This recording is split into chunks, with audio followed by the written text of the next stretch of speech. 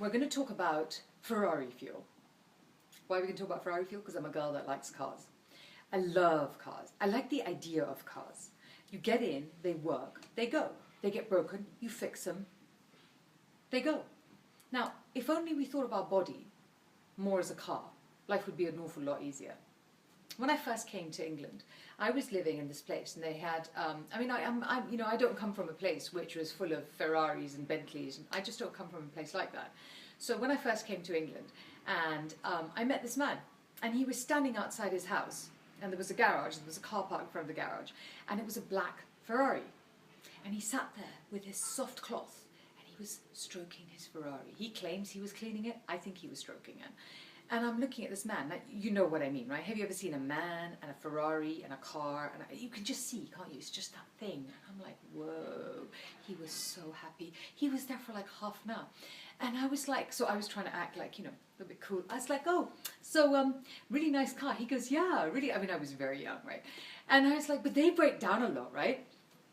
And he was like, yeah, because I was trying, like, I knew something about Ferraris, which, by the way, I knew nothing about Ferraris. And he was like, yeah, they do. He said, but when they break down, I drive this. So he pressed the button, and there was a red Ferrari in the garage. So I was like, okay.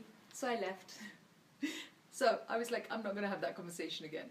However, if you ask somebody who owns a high-performance car, and ask them what they put, the fuel, the petrol that they put in that car, they will tell you that they find that really expensive fuel that nobody goes near because they're usually buying the cheaper petrol, and they put that in the car because a high-performance car needs a high-performance fuel, right? So the fuel that you will put into a truck will not be the same as the fuel that you will put into a Ferrari. Let's just take this one step forward. What do you consider your body to be? What car is your body? And not just that, what car is your body based on what you ate? Did you eat Ferrari fuel? Or did you not? If you're having difficulty understanding the difference, let me expand that, because Ferrari fuel is food that is rich in micronutrients. And nutrients, antioxidants, and vitamins. So it's food that you eat that just zings its way to creating energy, brain power, focus, metabolism, digestion, happiness. That's what micronutrients are, that's what nutrients are, and that's what Ferrari fuel is. So every time you look at food, it gives you an ability to make a judgment. Now, is this a normal diet trick? No, I don't think so. Is it a mindset thing? Absolutely.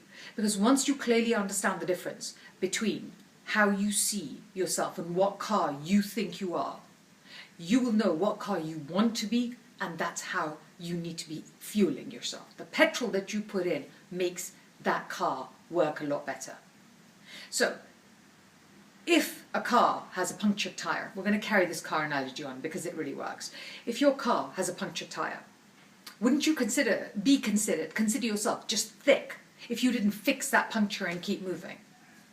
You would, right? Because you're hurting the car, it's completely stupid, fine. Now, if you end up and you completely eat bad food and you're really constipated, because no one sees that about you, you cannot fix that problem for so long that it actually becomes an issue for you. And yet these are things that we need to fix in our lives from the beginning, because if we see ourselves as this incredible, amazing treasure, like the man with his lovely Ferrari, remember the polishing of the Ferrari? We would then behave in that way, and we would eat in that way, and we would become that thing. This is a mindset shift. We want to strengthen your mind for you to understand this is how you see yourself. Now, every single fruit that you eat, every single vegetable that you eat has certain rules for you to get the biggest benefit out of it. Because if you're going to eat, you may as well get the most bang for your buck. There's some basic rules. One, if you eat a whole fruit, it has 80% more nutrient quality than a chopped, bagged fruit, whatever that fruit is. If you eat raw fruit and vegetables, your body absorbs on every level what it needs from that product much, much more than when it's cooked. There are a couple of exceptions to this. For example, spinach and fruits vegetables that if you can pour hot water in, they become a very deep green. They're giving off more goodness the darker the green is. So spinach and broccoli really, but everything else you should probably be able to eat it raw.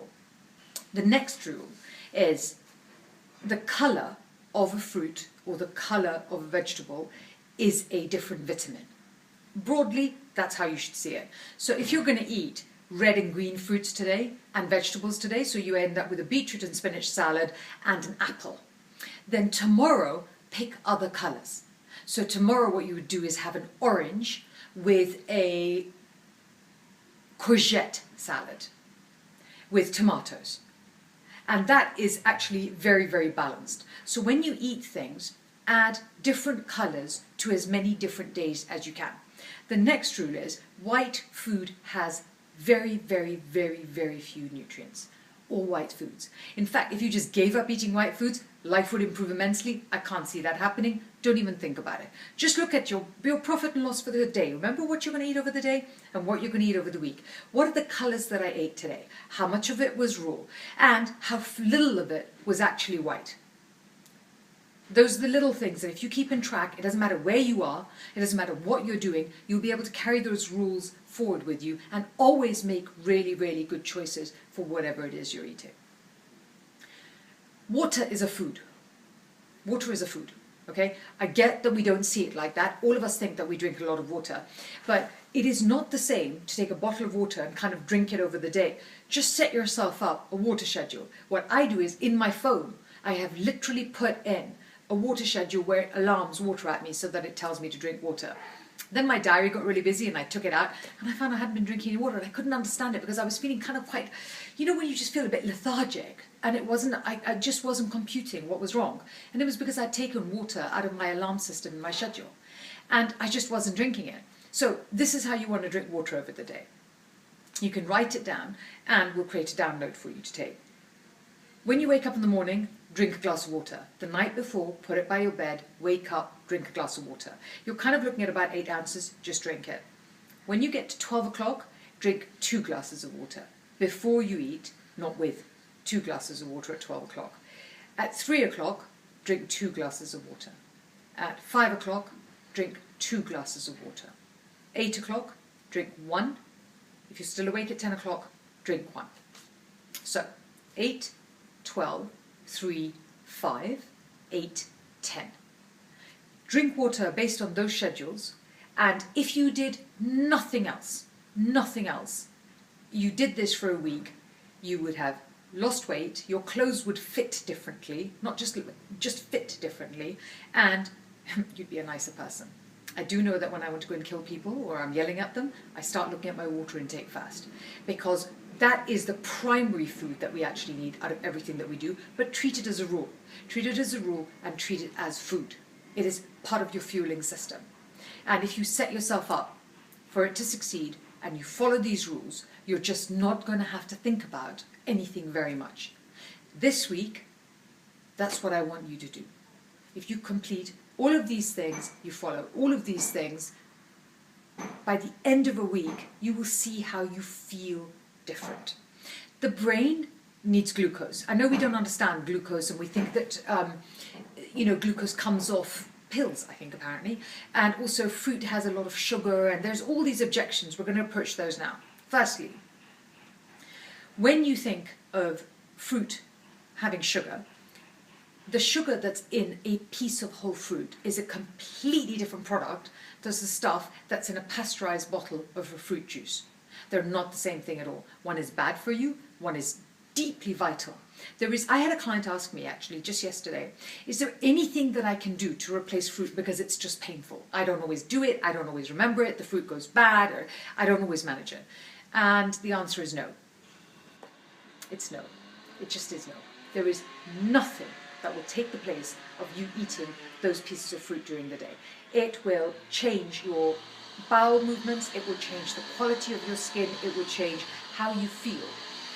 The brain needs glucose in order to work. That glucose comes from when fruit breaks itself down And food breaks itself down in your stomach, and then it sends the glucose up to your brain for it to work.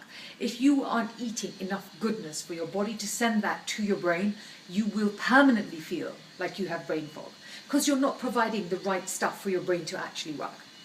So if you want to think better, eat better. Bottom line, literally, just eat better. Now, yes, you're going to have a takeaway. Yes, you're not going to have time to cook. Yes, you're not going to have time to do all of those things. But I don't need you to do those things. I need you to have your fruit in place, and I need you to have green leaves in place. And if you're doing it from work, it means that you have your olive oil and your salt. You can even have lemon that comes from, a bottle. I don't care. And it can be in a drawer, and you can actually have that. So it's not something that's very difficult to do, but it's something that's life-changing, because you crowd out bad habits and you introduce good new habits that are very easy. Very, very easy. And that they will keep you going, and they will make a difference in your life.